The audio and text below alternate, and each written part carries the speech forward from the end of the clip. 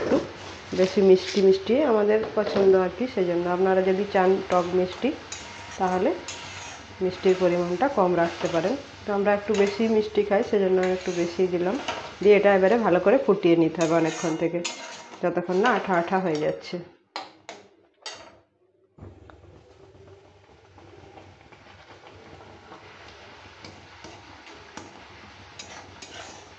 তো ভীষণই ভালো লাগে খেতে।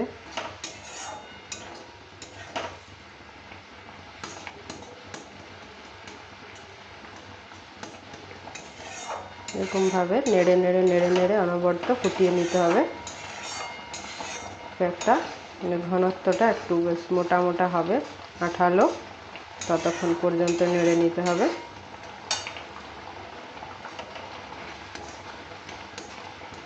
আর কালারটাও বেশ সুন্দর হয়েছে।